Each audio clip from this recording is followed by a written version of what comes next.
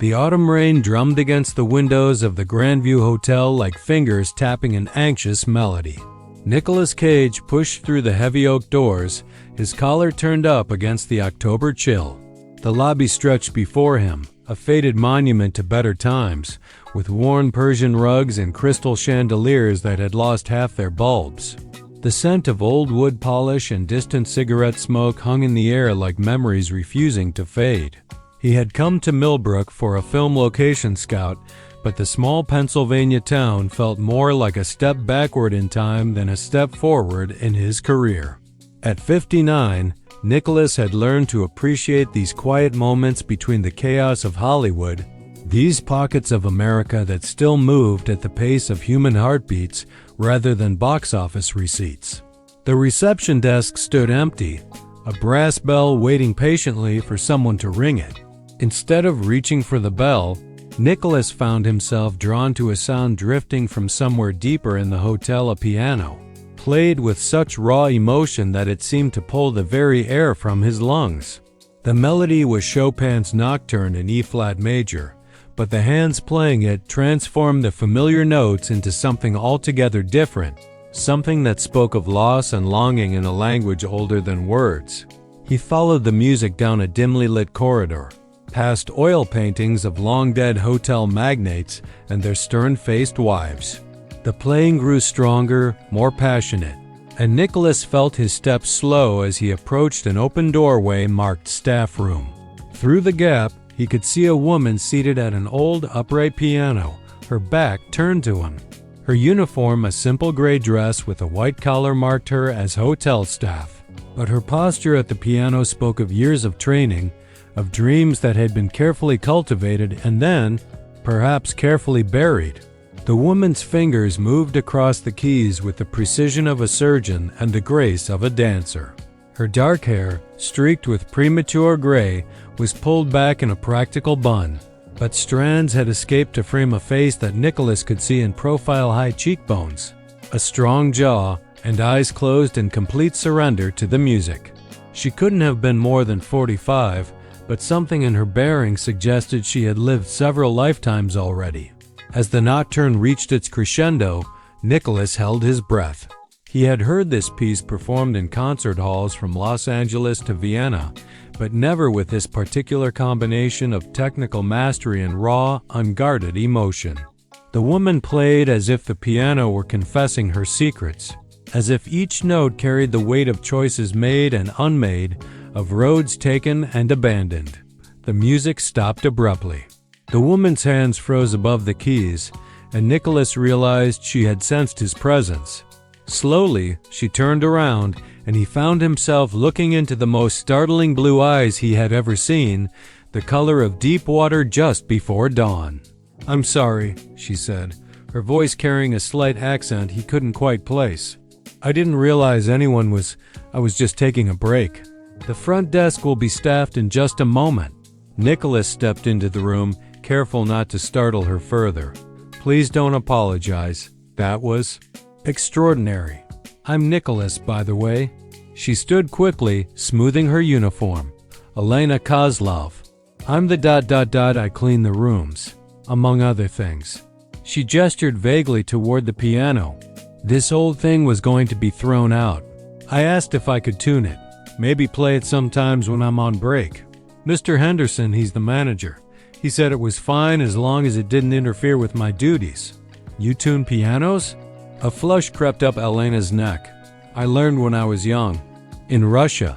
My grandmother taught me to play, and my grandfather taught me to tune. He said a piano is like a person. It needs to be listened to carefully before you can help it find its voice again." Nicolas moved closer to the piano, running his hand along its worn mahogany surface. The instrument had to be at least 60 years old, but Elena had somehow coaxed from it a sound that would have made Steinway jealous. "You're Russian?" "I was. Now I'm ... Well, I'm here." She began backing toward the door. "I should get back to work. The afternoon shift will be starting soon, and room 237 needs to be cleaned. The guests checked out this morning, and they left quite a mess." Something in her tone made Nicolas look at her more carefully. There was a tightness around her eyes, a careful neutrality in her expression that spoke of practiced self-protection. "Elena, wait. How long have you been working here?" She paused at the doorway. 3 years. Since my husband died since I needed to start over. And before that? For a moment, her careful mask slipped and Nicholas caught a glimpse of something fierce and proud underneath. Before that doesn't matter anymore. "Excuse me, please." She hurried away, leaving Nicholas alone with the piano and the lingering echo of Chopin in the air. He sat down at the bench she had vacated, still warm from her presence, and pressed a few keys experimentally. The piano was indeed perfectly tuned, its voice clear and true despite its age. But more than that, there was something about the instrument itself that felt alive, as if Elena's playing had awakened it from a long sleep. Nicholas had been around enough artists to recognize the real thing when he saw it. Elena Kozlov was not just someone who happened to know how to play piano. She was a pianist, perhaps even a great one, cleaning hotel rooms in a forgotten Pennsylvania town. The questions that raised made him feel restless and oddly protective. He made his way back to the lobby, where a thin man with nervous eyes and an ill-fitting suit had appeared behind the reception desk. A brass nameplate identified him as G. Henderson, manager. "Mr. Cage, I'm so sorry to keep you waiting. I was dealing with some staffing issues. I trust everything is in order with your reservation?" Nicholas accepted the key to his room, a suite on the 3rd floor, but found himself lingering at the desk. "The woman who was playing piano earlier, Elena, how long did you say she's been working here?" Henderson's expression tightened almost imperceptibly. "Elena is a very reliable employee. She keeps to herself, does her work, no complaints from the guests. Why do you ask?" "She's remarkably talented. I was wondering about her background." "Look, Mr. Cage, I don't pry into my employees' personal lives. Elena needed work, I needed someone reliable, and it's worked out fine for everyone involved. She doesn't cause trouble, and I don't ask questions she doesn't want to answer. That's the arrangement." Nicholas nodded slowly. Henderson's defensiveness told him more than the manager probably intended. Whatever Elena's story was, it was complicated enough that even a small-town hotel manager had learned to be careful around it. His suite was on the 3rd floor, down a hallway lined with faded photographs of the hotel in its heyday. The images showed elegant couples dancing in a ballroom that no longer existed, children playing on lawns that had since been paved over for parking, and musicians performing on a stage that had been converted into a storage room. The Grandview had clearly seen better days, but there was something dignified about its decline, like an aging actress who still carried herself with grace. Nicholas spent the afternoon making phone calls to Los Angeles, dealing with the endless logistics of a film production that seemed to grow more complicated by the day. But his mind kept wandering to Elena and her piano playing. He found himself wondering what had brought a woman with such obvious classical training to clean hotel rooms in Millbrook, Pennsylvania. As evening fell, he decided to take a walk through the hotel's public areas. The dining room was nearly empty, just a few local couples, sharing quiet dinners and an elderly man reading a newspaper over coffee. The hotel bar, called the Grandview Lounge, was similarly quiet, tended by a bartender who looked like he had been polishing glasses since the Eisenhower administration. Nicholas ordered a scotch and found himself in conversation with the bartender, whose name was Frank. Frank had been working at the hotel for 37 years and had stories about every famous person who had ever stayed there, a list that included everyone from traveling salesmen to miner, political figures to the occasional actor or musician passing through on their way to bigger cities. "You know," Frank said as he dried a glass, "we used to have live music here every Friday and Saturday night.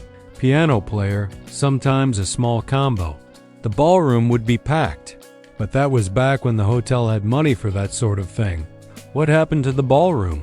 Converted it into conference rooms about 15 years ago. Not much call for dancing anymore, I guess." though we still get the occasional wedding reception or anniversary party. Elena, she's our housekeeper. She sometimes plays piano for those events. Doesn't charge extra, just does it because she enjoys it. Beautiful playing, really beautiful. Nicholas felt his pulse quicken. She plays for weddings? Oh yes. Knows every song you could think of, classical stuff, popular songs from way back, even some of the newer things if you ask nice. The guests always tip her well, but I think she'd play for free. You can tell she loves it. Frank, what do you know about Elena's background? The bartender's expression grew careful. Not much, and I don't ask. She came here about 3 years ago, looking for work. George, that's Mr. Henderson, he was skeptical at first. Elena didn't have much experience in hotel work, but she was desperate for the job, and something about her convinced him to give her a chance. Turned out to be the best employee we've had in years. Desperate how? Frank polished the same glass for the third time. Look, Mr. Cage, Elena's a good person who's had some hard times. She works harder than anyone I've ever met, never complains, always has a kind word for the guests. Whatever brought her here, I figure it's her business unless she decides to share it. Nicholas respected the man's discretion, but it only made him more curious. After finishing his drink, he walked back through the lobby and found himself once again drawn toward the staff room. The door was closed now, but he could hear piano music coming from within, something different this time, more melancholy. It sounded like Rachmaninoff, possibly the Piano Concerto No. 2, but arranged for solo piano. He knocked softly on the door. The music stopped, and after a moment, Elena's voice called out, "Yes? It's Nicholas. I was wondering if I could listen for a while. I promise not to disturb you." There was a long pause before the door opened. Elena had changed out of her uniform into jeans and a simple sweater, and with her hair down around her shoulders, she looked younger, less guarded. "You really want to listen to me play? I'd be honored." She stepped aside to let him in, and Nicholas took a seat in an old armchair that had been positioned near the piano. Elena settled back at the bench, her hands finding the keys like they were coming home. "What was that you were playing just now?" "Rachmaninoff's Second Piano Concerto, but I was trying to arrange it for solo piano. It's challenging. The orchestral parts are so integral to the piece." "You're arranging it yourself?" Elena's hands moved to the keys, playing a soft passage. "I used to do a lot of arranging. When I taught piano, I would create simplified versions of complex pieces for my students, or I would arrange popular songs in classical styles for recitals. It was ... It was one of my favorite parts of teaching." "You taught piano?" Her hands stilled on the keys. "In another life. In St. Petersburg, I had a studio in the conservatory district, about 30 students. Some of them were quite talented. One girl, Anya, she was only 16, but she played Liszt like she was born to it." Elena's voice grew soft with memory. "She was going to audition for the Moscow Conservatory. I was helping her prepare." Nicholas leaned forward. "What happened?" Elena began playing again, something slow and Russian that he didn't recognize. "My husband was a journalist. He wrote about corruption in the city government, about contracts that went to friends of officials, about money that disappeared from public projects. He thought music and journalism were similar, in a way both were about finding truth and sharing it with people who needed to hear it. Her playing grew more intense, the melody twisting into something darker. One night, 3 men came to our apartment. They told Victor to stop writing about certain people, certain projects. Victor laughed and said truth wasn't something you could negotiate with. They said next time they wouldn't be so polite. Nicholas felt a chill that had nothing to do with the October weather outside. Elena ... The next week, Victor's editor killed the story he had been working on. The week after that, the paper let him go. No reason given, no severance, just gone. Victor tried freelancing for a while, but nobody would publish his work. It was like he had been erased from journalism. Elena's hands moved to a different piece, something that sounded like a funeral march. The stress was terrible for him.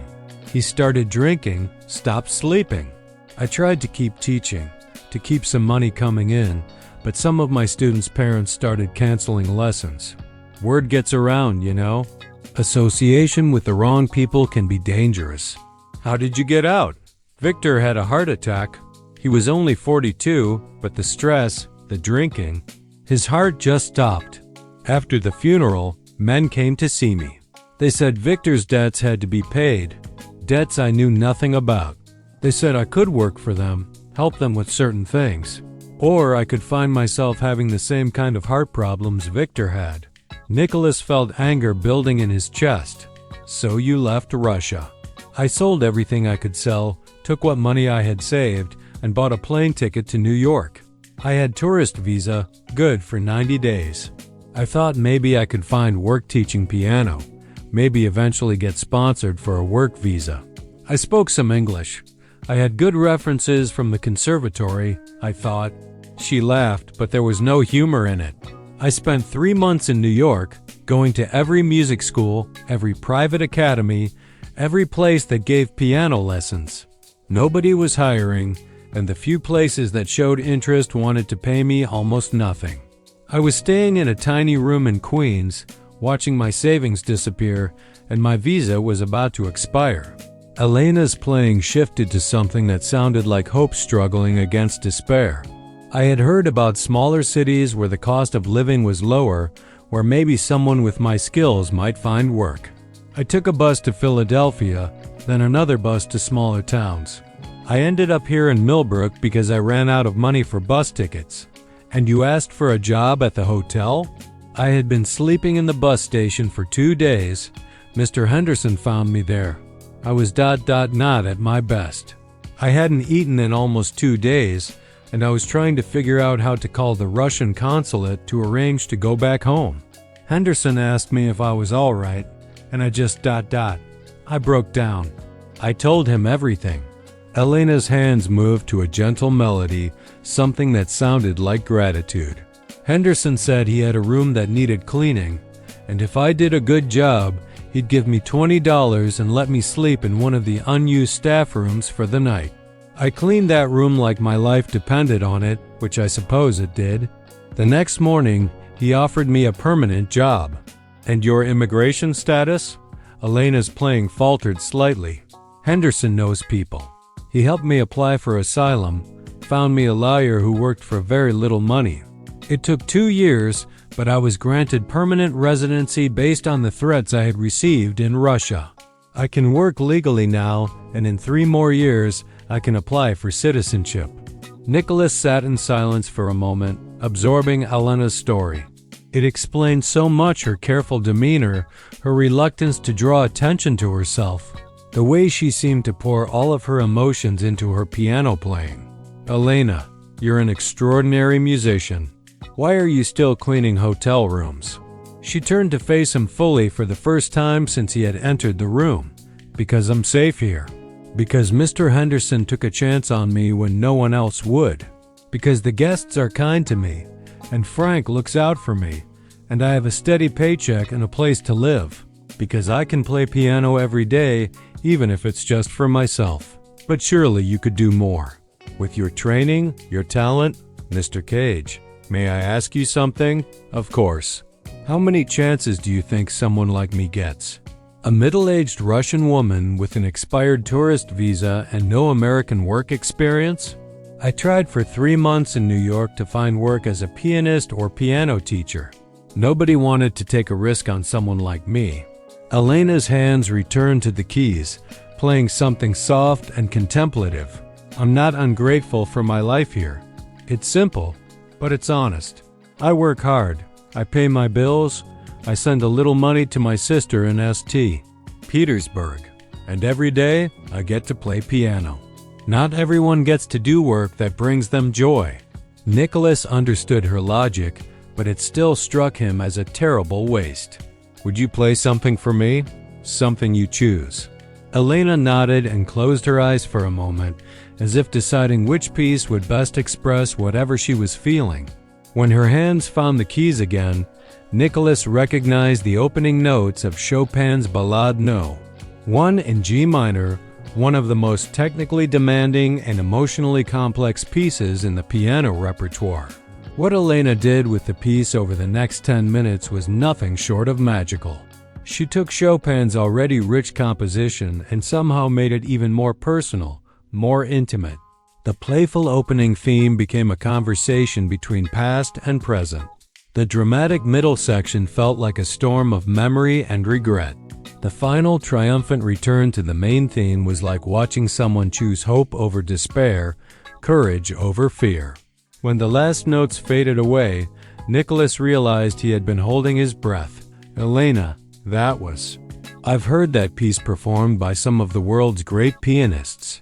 Van Cliburn, Martha Argerich, Maurizio Pollini. What you just did was every bit as good as any of them. She blushed deeply. You're very kind. I'm not being kind, I'm being honest. You have a gift that most musicians would kill for. You can't spend the rest of your life hiding it in a hotel staff room. Elena's expression grew guarded again. What are you suggesting? Nicolas realized he didn't have a good answer to that question. He was an actor, not a music producer or talent agent. But something in Elena's playing had moved him in a way that art rarely did anymore, and he felt a responsibility to help her share that gift with the world. I don't know yet, he admitted, but there has to be something. Some way to get your music heard by people who could appreciate it, who could help you build the kind of career your talent deserves. Elena stood up from the piano bench, and Nicolas could see that his words had made her uncomfortable. Mr. Cage, I appreciate your kindness, but you don't understand. I'm not looking for a career in music anymore. I'm looking for security, for peace. I tried the other path, and it led to heartbreak and fear and running away from everything I had ever known. But Elena, please. Her voice was firm but not unkind. I need to finish my evening duties. Thank you for listening to me play. It means more than you know to have someone appreciate the music. Nicolas recognized dismissal when he heard it, but he also heard something else in Elena's voice, a longing that she was working very hard to suppress. He stood to leave, then turned back at the doorway. Elena, would you consider playing for a small audience? Nothing formal, nothing that would put you at risk. But there are people who should hear your music. She was already turning back to the piano, her walls firmly back in place. Good night, Mr. Cage. Nicolas spent the next 2 days exploring Millbrook and the surrounding countryside, ostensibly for his location scouting, but mostly because he found himself thinking constantly about Elena. The town was exactly what his director was looking for. Authentic small-town America with enough character to look good on film but not so picturesque as to seem fake. But more than that, he found himself drawn to the rhythms of life in a place where people knew each other's names and stories, where the grocery store clerk asked about your family and the mechanic remembered what was wrong with your car the last time you brought it in. He made a point of being in the hotel lobby each evening around the time Elena finished her shift, hoping to encounter her again. On the second evening, he saw her leaving through a side door, wearing a coat that had seen many winters and carrying a worn leather satchel that looked like it might have been a gift from better days. Elena, wait. She turned, and in the parking lot lights, he could see the tiredness in her face.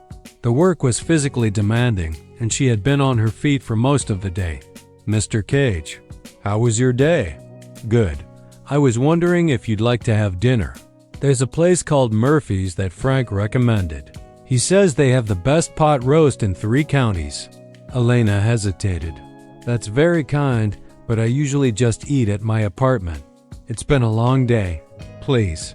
I'd enjoy the company, and I'd like to hear more about your life in St. Petersburg. I've never been to Russia. Something in his tone must have convinced her, because after a moment she nodded. All right, but somewhere quiet, please. I don't like crowds very much anymore. Murphy's turned out to be exactly the kind of place Nicolas had hoped for, a family restaurant with checkered tablecloths, a menu that hadn't changed in 20 years, and waitresses who called everyone Hun. They were seated in a corner booth where they could talk without being overheard. And Elena seemed to relax slightly once she realized that most of the other diners were focused on their own conversations. Over dinner, Elena told Nicholas about her life in St. Petersburg before everything changed. She had grown up in a musical family. Her grandmother had been a pianist with the Mariinsky Theater. Her grandfather had built and repaired pianos for some of the city's most prestigious music schools. She had started piano lessons at age 4 and given her first public performance at 8. "I always knew I would be a musician," she said, cutting her pot roast into precise, small pieces. "There was never any question. It was like asking if I would breathe or eat. Music was just part of who I was." She had attended the St. Petersburg Conservatory, studying under professors who had trained some of Russia's greatest pianists. After graduation, she had performed with regional orchestras and given solo recitals, but her real passion had been teaching. She had opened her studio when she was 28, and over the next 15 years, she had built a reputation as one of the city's most gifted piano instructors. "Teaching is different from performing," Elena explained. "When you perform, you're sharing your interpretation of the music. When you teach, you're helping someone else find their own voice. It's like being a translator between the composer and the student. Do you miss it?" Elena's fork paused halfway to her mouth. "Every day. But missing something and being able to do something about it are two different things." Nicholas wanted to argue with her, to tell her that she was too young and too talented to give up on her dreams. But something in her expression stopped him. Instead, he found himself talking about his own career, about the roles that had fulfilled him and the ones that had felt like compromises, about the constant balance between art and commerce that defined life in Hollywood. "Acting is a lot like music in some ways," he said. "You're always looking for truth in the material, for some authentic emotion that connects with people. But you're also dealing with studios and budgets and market research that tells you what audiences supposedly want. Do you ever regret the choices you've made?" Nicholas considered the question. "Some of them, but I've been lucky enough to work on projects that mattered to me, to play characters that taught me something about myself or the world. And I've been able to make a living doing something I love, which is more than most people can say." "That is a blessing," Elena agreed. "In Russia, we have a saying, 'The wolf is fed by its legs.' It means you have to keep moving, keep working, to survive. But if you're lucky, you find work that feeds your soul as well as your body." After dinner, Nicholas walked Elena to her apartment, a modest building about 6 blocks from the hotel. As they paused at her doorway, she turned to him with an expression he couldn't quite read. "Mr. Cage, why are you being so kind to me? You don't know me, and I'm just a hotel housekeeper." The question caught him off guard. "Because your music is extraordinary, and because everyone deserves to have their gifts recognized and celebrated. And because..." He paused, searching for the right words. "Because I think you remind me of something I'd forgotten about why I became an actor in the first place. The pure love of the art form, before it got complicated by everything else." Elena studied his face in the porch light. "You're a good man, Nicolas Cage. But goodness doesn't always translate into practical solutions. Sometimes the best thing you can do is accept the life you have and find joy in small moments." The next morning, Nicholas woke to the sound of piano music drifting up from somewhere below his hotel room. He checked the clock. 6:30 a.m. Elena must have started work early and was taking a few minutes to play before beginning her cleaning duties. The music was different this time, something he didn't recognize but that sounded contemporary, possibly even composed by Elena herself. The melody was haunting and beautiful, with an underlying current of sadness that seemed to speak of all the dreams that had been deferred and all the paths not taken. Nicholas dressed quickly and made his way down to the staff room. The door was open, and Elena was indeed at the piano, still wearing her coat as if she had just arrived for work. Her playing was even more passionate than usual, as if she was working through some strong emotion. He knocked softly on the doorframe, and Elena looked up, her hand stilling on the keys. "Good morning," he said. "I hope I'm not intruding. That piece you were playing, is it yours?" Elena nodded. "I wrote it a few months ago.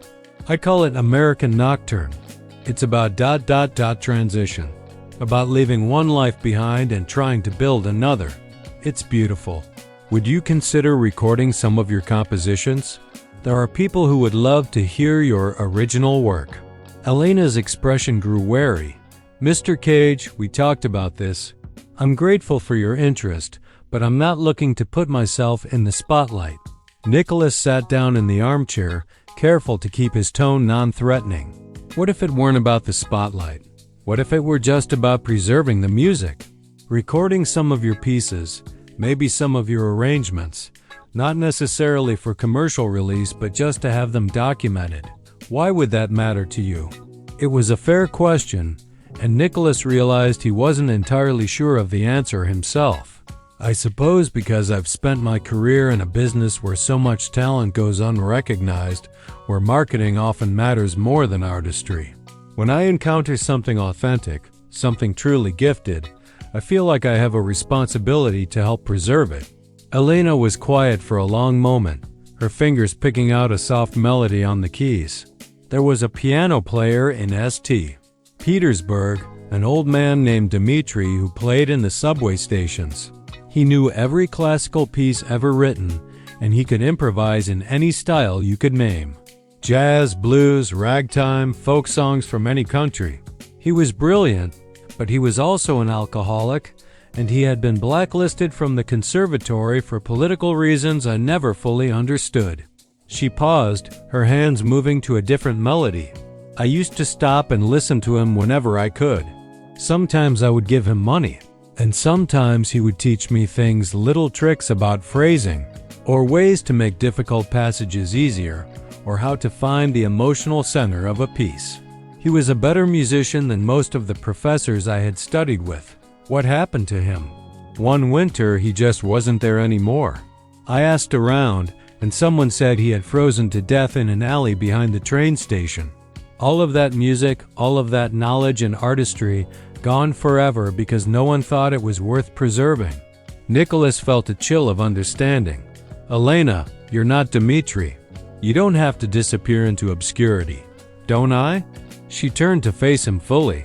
"I'm a middle-aged immigrant working as a hotel maid in a town most people have never heard of. What makes you think my situation is any different from his?"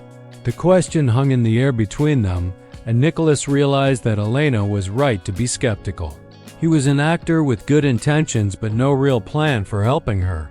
What could he actually do beyond offering empty encouragement? "You're right," he admitted. "I don't have easy answers. But I do have connections in the entertainment industry, people who understand talent and might be able to help. At the very least, let me make some phone calls. See if there's interest in your music." Elena shook her head. "I can't ask you to do that." "You're not asking. I'm offering." She was quiet for a long moment, and Nicholas could see her weighing risks and possibilities in her mind. Finally, she spoke. "If I were to consider something like this, it would have to be completely private. No publicity, no interviews, no attention drawn to my personal situation. Just the music, of course. And if nothing comes of it, you promise not to push the matter further?" "I mean it, Mr. Cage. I've built a good life here, a safe life. I won't jeopardize it for a fantasy that might not work out." Nicholas nodded. "I promise. But Elena, what if it's not a fantasy? What if there really is a way to share your music without compromising your security?" For the first time since he had met her, Elena's careful composure cracked slightly, and he caught a glimpse of the ambitious young musician she had once been. "Then I suppose we would have to see what happens." That afternoon, Nicholas made a series of phone calls from his hotel room. He started with his agent, then moved on to music industry contacts he had met over the years. People who might be interested in a pianist with Elena's combination of classical training and original compositions. The conversations were frustrating. Everyone wanted to know about Elena's marketability, her social media presence, her willingness to tour and do interviews. When Nicholas explained that she was an intensely private person who had no interest in self-promotion, the interest level dropped significantly. But on his fourth call, he reached David Chun, a music producer who specialized in classical crossover projects. David had worked with artists who recorded albums of both popular and classical music, finding success with audiences who might not typically buy traditional classical recordings. "Tell me more about her playing," David said after Nicholas had described Elena's background and current situation. "She's technically flawless, but more than that. She brings something emotional to every piece that makes you hear it in a completely new way, and her original compositions are haunting. She wrote this piece called American Nocturne that would break your heart. Is she willing to do a demo recording? Nothing formal, just something I could listen to get a sense of her style?" Nicholas felt his pulse quicken. "I think she might be open to that, but it would have to be very low-key. She's extremely private. I understand. Look, I'm always looking for authentic talent, especially pianists who can work across genres. If she's as good as you say, there might be opportunities. Classical music is having a moment right now, especially pieces that connect with younger audiences who are discovering it for the first time." After hanging up, Nicholas sat staring at his phone for several minutes, wondering if he was doing the right thing. Elena had been hurt before by people who made promises they couldn't keep. Was he just setting her up for more disappointment? But when he remembered the way she played, the passion and skill that she poured into every note, he knew he had to try. Some gifts were too precious to remain hidden. That evening, he found Elena in the staff room again, this time working on what sounded like a batch invention, but with subtle modifications that made it uniquely hers. "Elena, I made some calls today. There's a music producer in New York who's interested in hearing your work." Her hand stilled on the keys. "What kind of producer?" "His name is David Chun. He specializes in classical music that appeals to broader audiences. He's worked with pianists who record both traditional classical pieces and more contemporary work. He wants to hear a demo." Elena turned to face him, and he could see wariness and hope warring in her expression. "What would that involve?" "Just a recording. Maybe 3 or 4 pieces that showcase your range. Your arrangement of the Rachmaninoff, maybe American Nocturne, perhaps something more traditional. He's not asking you to commit to anything beyond that. And if he likes what he hears, then we see what opportunities might exist. But Elena, even if nothing comes of this, at least you'll have professional recordings of your music. That's something valuable in itself." Elena was quiet for a long time, her fingers absently picking out a melody on the keys. "Where would we do the recording?" "David has a studio in New York, but he also works with mobile recording equipment for artists who prefer to record in more comfortable environments. He could bring the equipment here, record you on this piano if you want." The idea seemed to intrigue her. "This piano? Why not?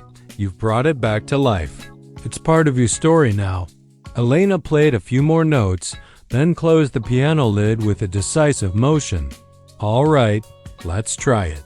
But Mr. Cage Nicholas, if this goes badly, if it ends up causing me problems, I'll never forgive you."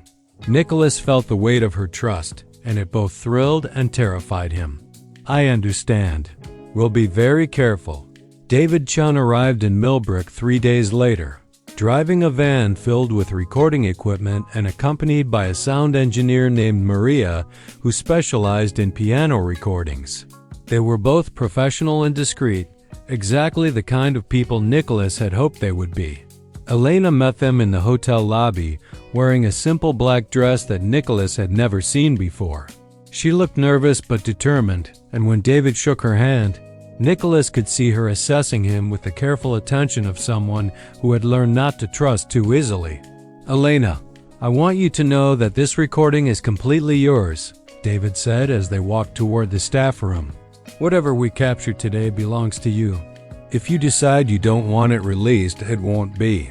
If you want to work with it in some way, we can discuss options. But today is just about preserving your music." The reassurance seemed to help Elena relax slightly. As Maria began setting up microphones around the old upright piano, Elena sat at the bench and played a few scales, adjusting to the presence of recording equipment and strangers in her sanctuary. "This piano has a beautiful voice," Maria observed, checking levels on her recording console. "Someone has taken very good care of it." "Elena restored it herself," Nicolas said. "Tuned it, voiced it, brought it back from near silence." David nodded appreciatively. "That tells me everything I need to know about your relationship with music. You don't just play instruments, you understand them as living things." Elena's hands found the keys, and she began with a piece Nicolas hadn't heard before, something gentle and introspective that seemed to calm her nerves while showcasing her technical control. As she played, he watched David's expression change from polite interest to genuine amazement. When Elena finished the piece, David was quiet for a moment. "That was your composition?" "Yes, I call it Morning in a Small Town. I wrote it about finding peace in unexpected places." "It's beautiful. What else did you want to record today?" Over the next 3 hours, Elena played with a combination of technical mastery and emotional depth that left everyone in the room speechless. She performed her arrangement of Rachmaninoff's Piano Concerto No. 2, which transformed the orchestral showpiece into an intimate conversation between memory and hope. She played American Nocturne, which had David reaching for his phone to capture video of her performance. She interpreted Chopin's Ballade No. 1 with such personal understanding that it felt like she was telling her own life story through the composer's notes. But the most stunning moment came when Elena played an original composition she had never mentioned before, a piece called Letters Home that she dedicated to her sister in St. Petersburg. "I write to my sister every week," Elena explained as she prepared to play. "But there are things I can't say in letters, feelings that don't translate into words. This piece is everything I wish I could tell her about my life here, about the person I'm becoming, about the hope I'm learning to feel again." The music that followed was unlike anything Nicolas had ever heard. It began with a melody that sounded like longing, like the ache of separation and the weight of secrets that couldn't be shared. But as the piece developed, other themes emerged: resilience, gratitude, the slow rebuilding of trust, and ultimately, a kind of qualified joy that spoke of someone who had learned to appreciate small blessings. When the last notes faded away, there were tears in Maria's eyes, and David was staring at Elena with something approaching awe. "Elena," David said quietly, I've produced albums for some of the most successful classical artists in the world, and what you just played is as good as anything I've ever recorded." Elena blushed and looked down at her hands. "It's just ... it's just how I feel the music." "No, it's much more than that. You have a voice as a composer and interpreter that's completely unique. The world should hear this music." Nicolas saw Elena's expression grow guarded again. "Mr. Chun, I appreciate your kindness, but I meant what I said about keeping this private. I'm not looking for a recording career." David held up his hands in a peaceful gesture. "I understand, and I respect your wishes completely. But let me ask you this. What if there were a way to share your music that didn't require you to give up your privacy or security? What if we could find audiences for your work without putting you personally in the spotlight?" Elena looked skeptical. "What do you mean?" "Well, for example, there are streaming services that specialize in classical music, platforms where people go specifically to discover new artists and composers. We could release your music under a professional name with minimal biography, no photos, no interviews. Just the music itself. And what would be the point of that?" David leaned forward in his chair. "Elena, do you know how many people are struggling right now? How many people have lost jobs, lost homes, lost family members, lost hope? Music like yours, honest music that speaks to real human experiences that can be healing for people. It can remind them that they're not alone in their struggles." Nicolas watched Elena processing this idea. He could see the conflict in her expression, the desire to share her gift warring with her need for safety. "There's something else," David continued. Classical music education in schools has been cut dramatically over the past decade. There are young people who have never heard a live piano performance who don't know that music can be more than what they hear on the radio. Your arrangements, especially pieces like your Rachmaninoff adaptation, could be a bridge for them into a world of music they've never experienced. Elena's hands moved absently over the piano keys, playing soft fragments of melody as she thought. And I would have control over how the music is presented? Complete control. Nothing gets released without your approval. Nothing gets marketed in a way you're not comfortable with. This would be about the music, period. Elena looked at Nicolas, and he could see her asking him wordlessly what he thought she should do. Elena, it's your choice, he said. But I think David is right about the potential impact of your music. And I think you're too gifted to keep your compositions locked away in a hotel staff room forever. She was quiet for several more minutes, her fingers continuing to find melody fragments on the keys.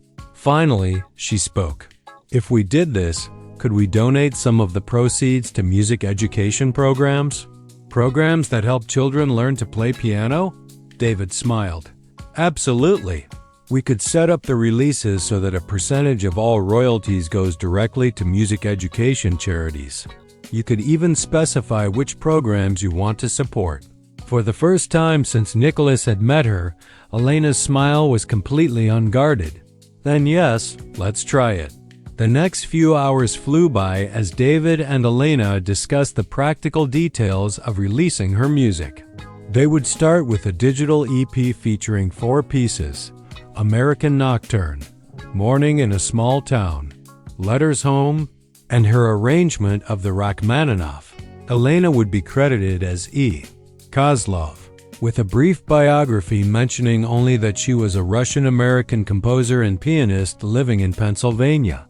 As David and Maria packed up their equipment, Elena played one more piece, a gentle, hopeful melody that she said had no title yet but that captured how she was feeling in that moment. Thank you, she said to Nicolas as they watched the recording van disappear down Main Street, for believing in the music when I had stopped believing in it myself. Thank you for trusting me, Nicolas replied, and for reminding me why art matters in the first place. 6 weeks later, Nicolas was back in Los Angeles when David called with news. Elena's EP had been released on 3 classical music streaming platforms, and the response had been extraordinary. American Nocturne had been featured on several curated playlists, and music bloggers were calling Elena's work a revelation and the most emotionally authentic classical music to emerge in years. More importantly, the recordings were finding their way to exactly the audiences David had predicted. Music teachers were using Elena's Rachmaninoff arrangement in their classes. Therapists were recommending her compositions to patients dealing with grief and trauma. Young pianists were posting videos of themselves learning Elena's pieces and talking about how the music made them feel less alone. The really amazing thing, David told Nicolas over the phone, is that we're getting requests for sheet music. Piano teachers want to use Elena's arrangements and original compositions with their students. We're talking about publishing a collection. Nicolas felt a surge of pride and excitement. Have you told Elena? I wanted to talk to you first. This is moving faster than any of us expected, and I want to make sure we handle it in a way that respects her boundaries. When Nicolas called Elena at the hotel, he could hear the wonder in her voice as she tried to process what David had told her. People are really learning my music? She asked. Students are playing my arrangements? Not just playing them, they're connecting with them emotionally. David says he's never seen response like this to a debut release. Elena was quiet for a moment. Nicolas, there's something I need to tell you. Something has happened here. Something wonderful. Nicolas felt his pulse quicken. What is it? Do you remember the little girl I mentioned? The one who reminded me of my student Anya in St. Petersburg? Nicolas didn't remember Elena mentioning a little girl, but he didn't want to interrupt her story. Her name is Sophie Chun, no relation to David, just coincidence. She's 8 years old, and her family moved to Millbrook about a month ago when her father got a job at the paper mill. Sophie heard me playing piano one day when she was in the hotel lobby with her mother, and she asked if she could listen. Elena's voice grew warm with memory. She has been coming to the hotel every day after school, just to sit and listen to me play during my breaks. Yesterday, she asked if I would teach her. Her parents want to pay me for lessons. Nicholas felt his throat tighten with emotion. Elena, that's wonderful. I said yes. I'm going to teach her, and maybe other children if they're interested. Mr. Henderson is letting me use the staff room in the evenings for lessons. He says it's good for the hotel's reputation to have music. How does this feel? Teaching again? Like coming back to life, Elena said simply. Sophie reminds me so much of myself at that age, so eager to learn, so hungry for music. When I watch her try to find the right position for her hands on the keys, when I see her face light up when she plays her first simple melody, it's like remembering why I became a musician in the first place. Over the following months, Nicholas stayed in regular contact with Elena and David as her music continued to find new audiences. The sheet music collection was published and became popular with piano teachers across the country. Elena recorded a second EP featuring more original compositions and classical arrangements. Most surprisingly, several symphony orchestras expressed interest in performing full orchestral versions of Elena's arrangements. But the most meaningful development was happening in Millbrook itself. Elena now had 7 piano students, ranging in age from 6 to 62. The hotel's conference room had been converted into a proper music room with an upright piano that Elena had restored and tuned herself. On Saturday mornings, she held group recitals where her students could perform for their families and friends. Nicholas made a point of returning to Millbrook every few months, ostensibly to check on other film projects in the region, but really to witness Elena's transformation. The guarded, careful woman he had first met was still there, but she had been joined by someone more confident, more hopeful, more willing to believe in the possibility of good things happening. On one of his visits, Nicholas arrived just as Elena was finishing a lesson with Sophie, who was now 9 and had progressed to playing simple batch inventions. As the little girl packed up her music books, she turned to Elena with a serious expression. "Miss Elena, when I grow up, I want to teach piano just like you do." Elena knelt down to Sophie's eye level. "Why is that, little one?" "Because you make music feel like home. Even when the songs are sad, they make me feel like everything is going to be okay."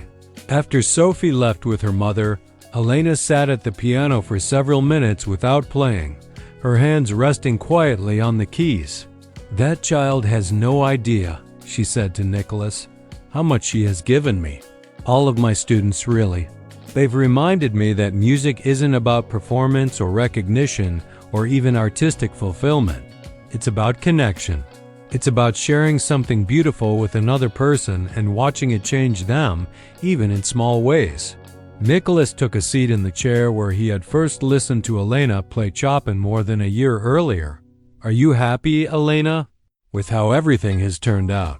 She considered the question carefully, as she always did. "I'm grateful." "That's different from happy, but maybe it's better. Happiness can be temporary, but Gratitude is something you can choose to feel even when things are difficult. But are you fulfilled? Artistically, I mean?" Elena's hands found the keys, playing a soft melody that Nicholas recognized as one of her newer compositions. "You know, for most of my life, I thought artistic fulfillment came from performing for large audiences, from recognition, from building a reputation. But I've learned that it can also come from teaching an 8-year-old girl to play Twinkle, Twinkle, Little Star with expression, or from writing a piece that helps someone feel less alone during a difficult time." She paused, her fingers moving to a different melody. "Last week, I received a letter from a woman in Oregon who heard Letters home during her chemotherapy treatment. She said the music helped her through some of her darkest moments, that it reminded her there was still beauty in the world even when she felt terrible. That letter. It meant more to me than any review or award could." Nicholas understood. In his own career, He had learned that the most satisfying projects weren't always the ones that received the most attention, but the ones that connected with people on a human level, that reminded both performer and audience of their shared experiences and emotions. "Elena, there's something I want to tell you," he said. "When I first heard you play, I thought I was trying to help you. But really, you helped me. You reminded me of why I fell in love with storytelling in the first place, before it became about box office numbers and award campaigns and all the business side of entertainment." Elena smiled, and Nicholas realized it was the first time he had seen her smile without any trace of sadness or guardedness. "We helped each other then. That's what the best relationships do." Over the following year, Elena's reputation as both a recording artist and a piano teacher continued to grow, but always in ways that respected her desire for privacy and security. Her third EP, featuring several pieces inspired by her students and her life in Millbrook, was nominated for a Grammy Award in the Best Classical Compendium category.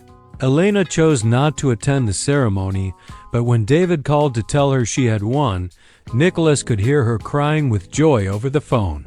"It's not about the award," she explained when he congratulated her. "It's about what it represents.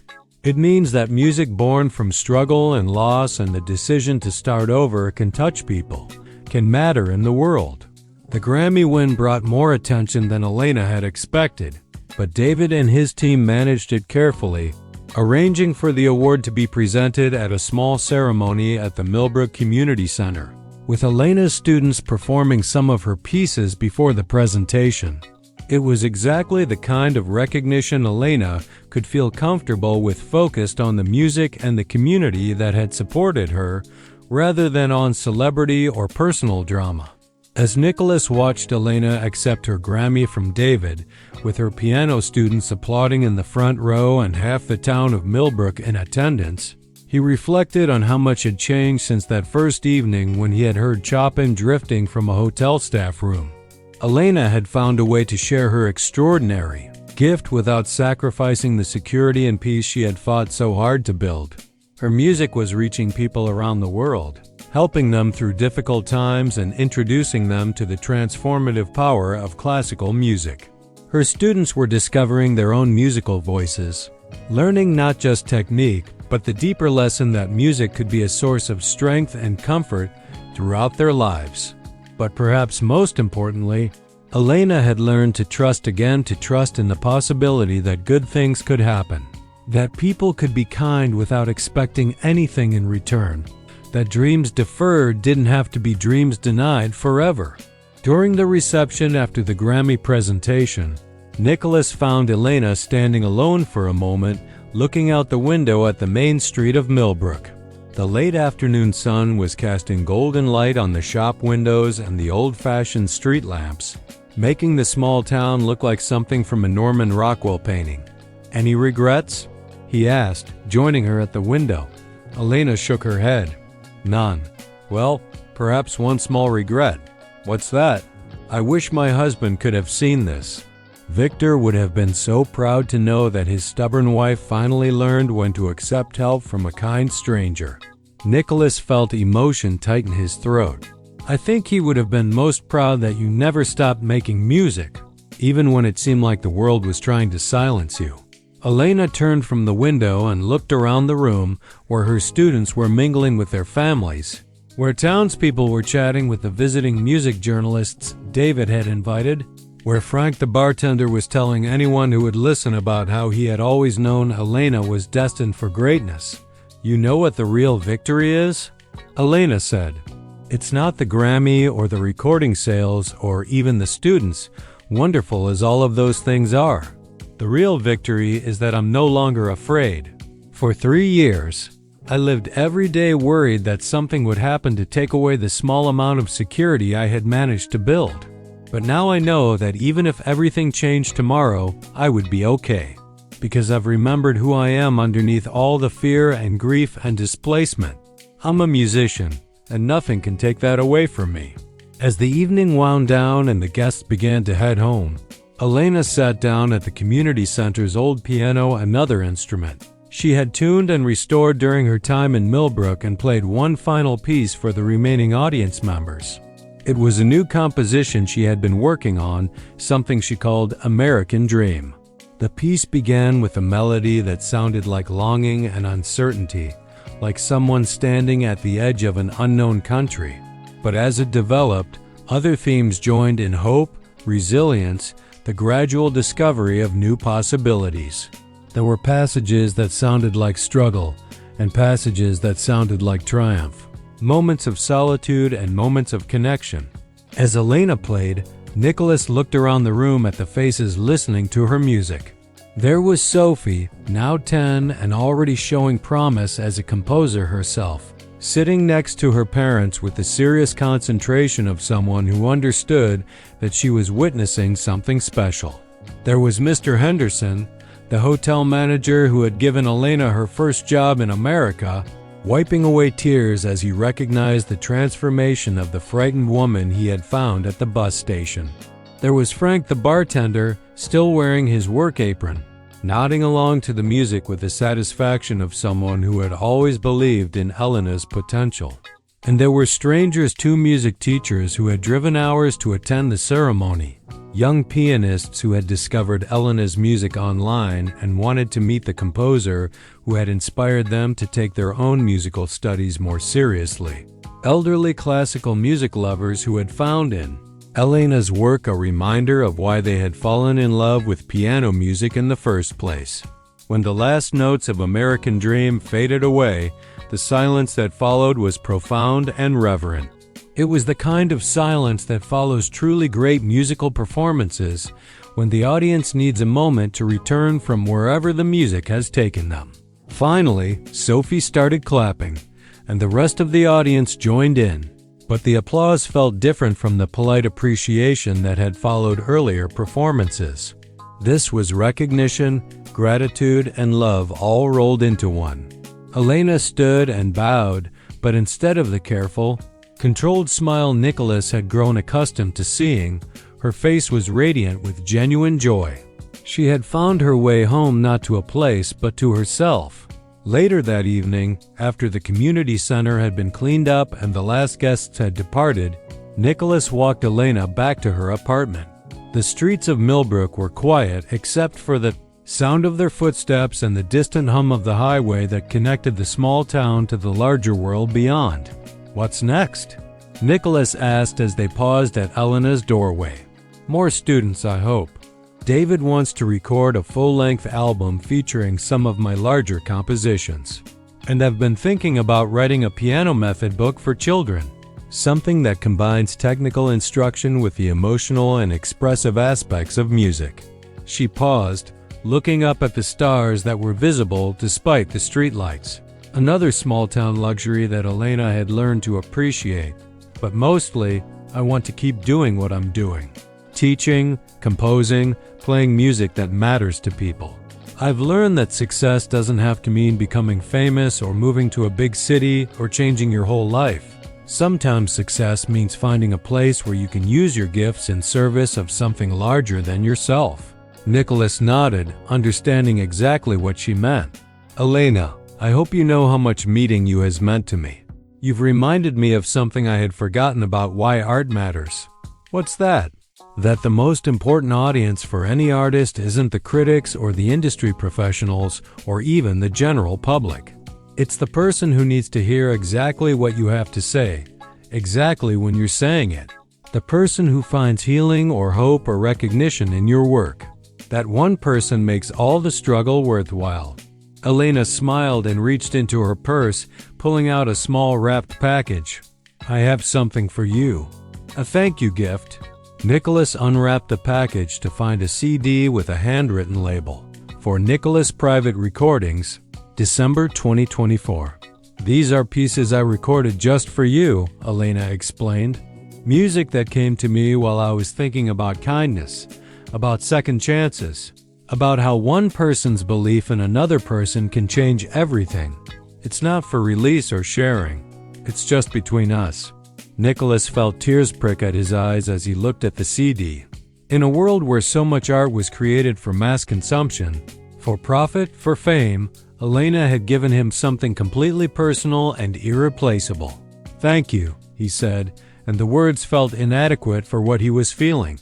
"Thank you," Elena replied, "for hearing the music when I had almost stopped believing anyone would."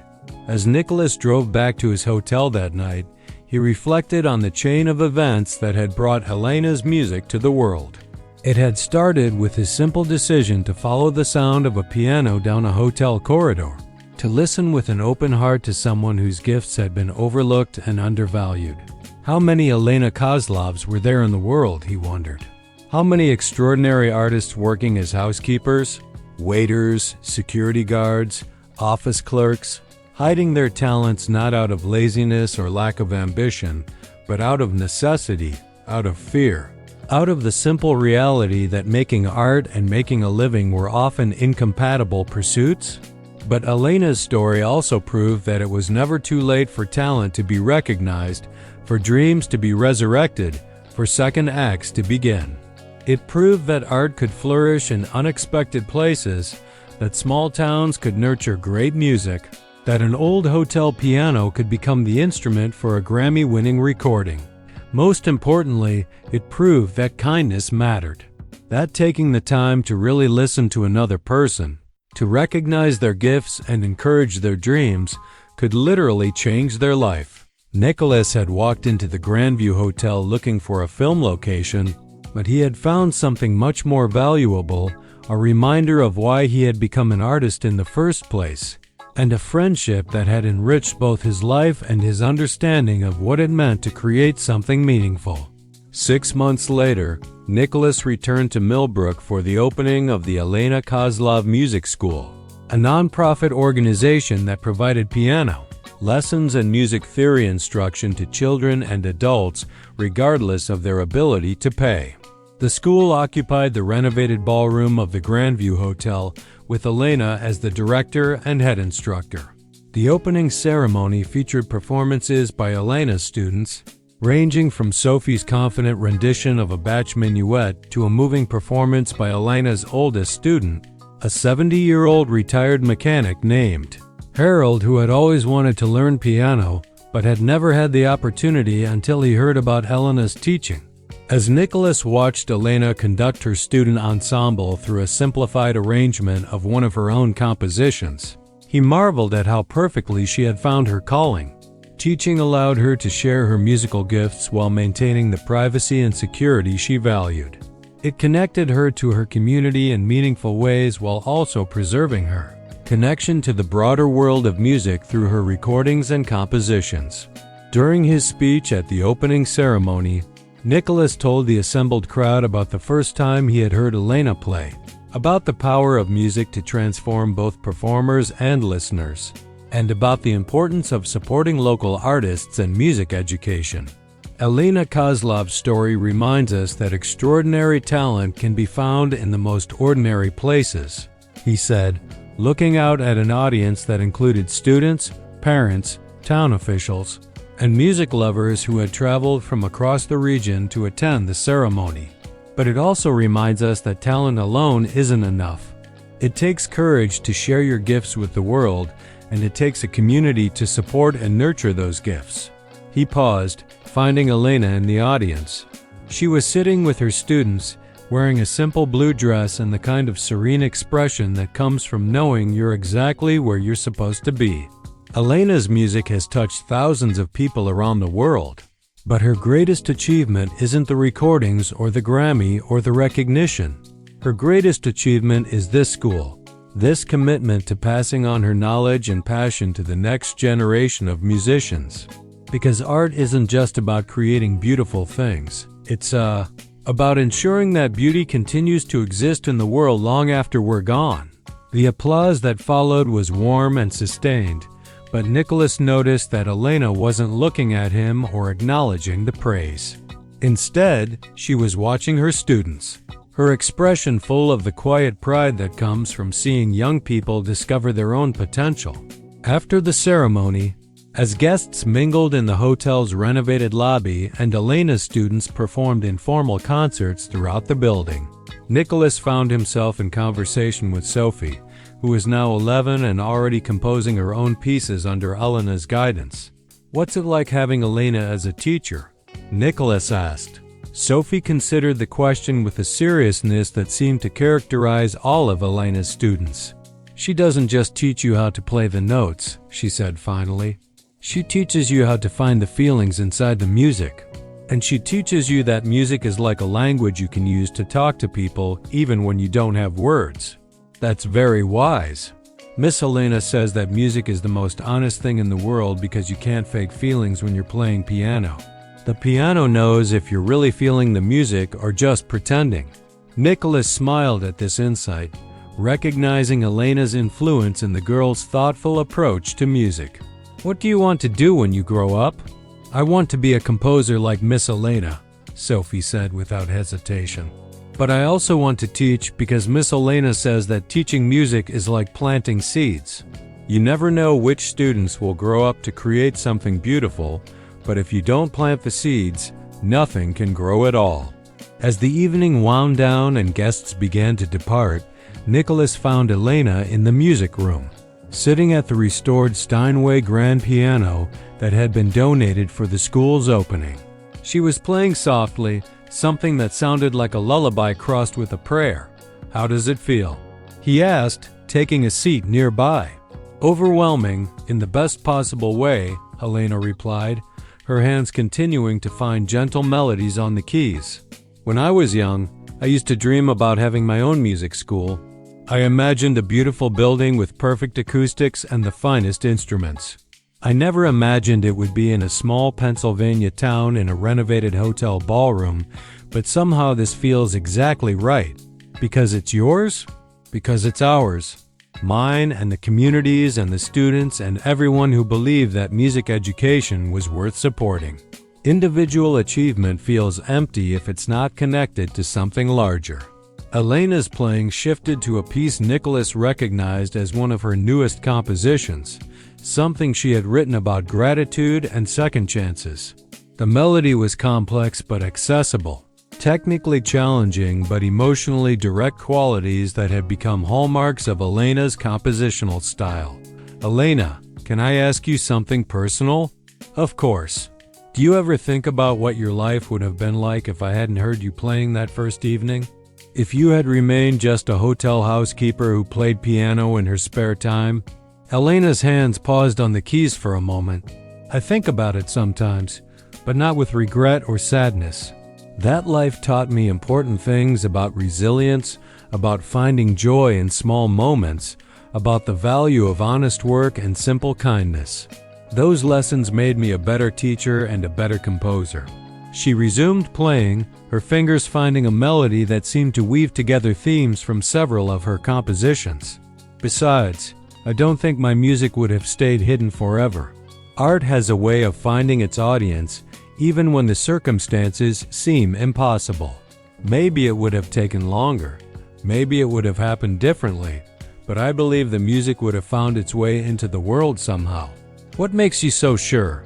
Elena smiled, and Nicholas could see in her expression the confidence that had slowly replaced the fearfulness he remembered from their first meeting. "Because music that comes from authentic experience, from real emotion and genuine struggle, that music has power. It calls to people who need to hear it, and there are always people who need to hear it." As if to prove her point, Sophie appeared in the doorway of the music room, still wearing her dress from the opening ceremony but with her hair mussed from playing with the other children. "Miss Elena, my parents said I could stay a few more minutes. Could you play American Dream one more time? I want to learn the beginning part." Elena's face lit up with a particular joy that seemed to come over her whenever one of her students showed enthusiasm for music. "Of course, sweetheart. Come sit beside me and I'll show you how the melody works." As Sophie settled onto the piano bench next to Elena, Nicholas felt a deep sense of satisfaction and completion. Elena had found her way from fear and displacement to security and purpose. Her music was reaching people around the world while also nurturing the next generation of musicians in her adopted hometown.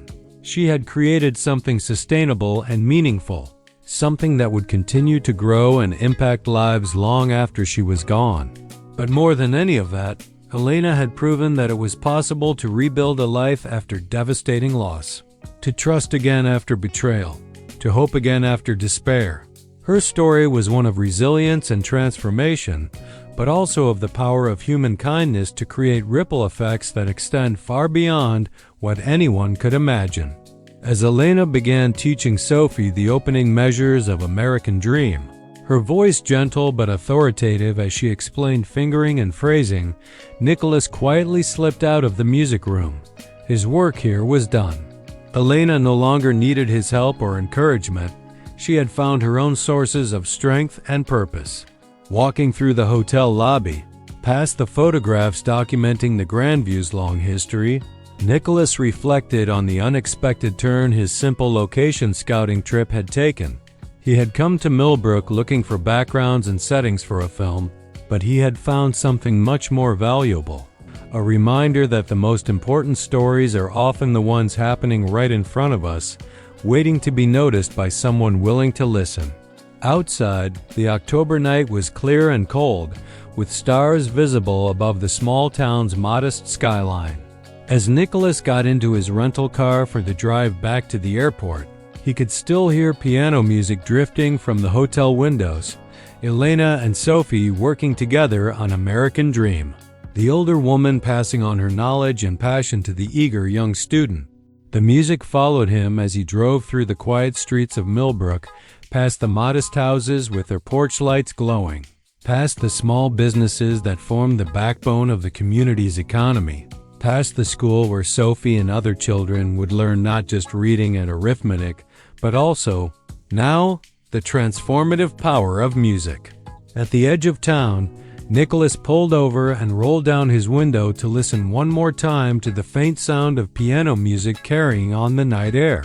It was barely audible from this distance, but he could still make it out Elena's patient instruction alternating with Sophie's tentative but improving attempts at the melody. It was a perfect metaphor, Nicolas thought, for how knowledge and beauty and hope get passed from one generation to the next. Not through grand gestures or dramatic moments, but through quiet dedication, through one person caring enough to share what they know with someone eager to learn. As he drove toward the interstate that would take him back to his Hollywood life of scripts and schedules and promotional interviews, Nicolas carried with him the memory of Elena's music and the lesson it had taught him, that the most meaningful art comes not from ambition or ego, but from the simple human desire to connect, to share something beautiful, to leave the world a little more musical than we found it. The road ahead was dark, but Nicolas felt lighter than he had in years. He had witnessed something rare and precious, the rebirth of an artist, the birth of a music school, the flowering of talent that had almost been lost forever. Most importantly, he had learned that kindness matters, that attention matters, that taking the time to really listen to another person can literally change the course of their life. Behind him, in the rearview mirror, the lights of Millbrook gradually faded into the distance. But the music, Elena's music, with its message of resilience and hope and the possibility of second chances, that music would stay with him forever. And somewhere in a renovated hotel ballroom, a woman who had once cleaned rooms was teaching a young girl to find her voice through piano keys, passing on not just technical knowledge but the deeper wisdom that music can heal, that art can transform lives, that every person has something valuable to contribute to the world symphony. The circle was complete. The music played on. Never underestimate the power of a kind heart and an open mind. Sometimes, the person you help today may change the world tomorrow. And sometimes, the most extraordinary gifts are hiding in the most ordinary places, waiting for someone who cares enough to listen. Thank you for watching this incredible story of resilience, hope, and the transformative power of music.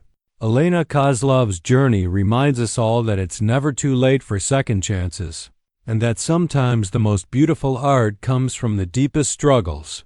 If this story moved you, please like this video, subscribe to our channel for more inspiring stories, and share your thoughts in the comments below.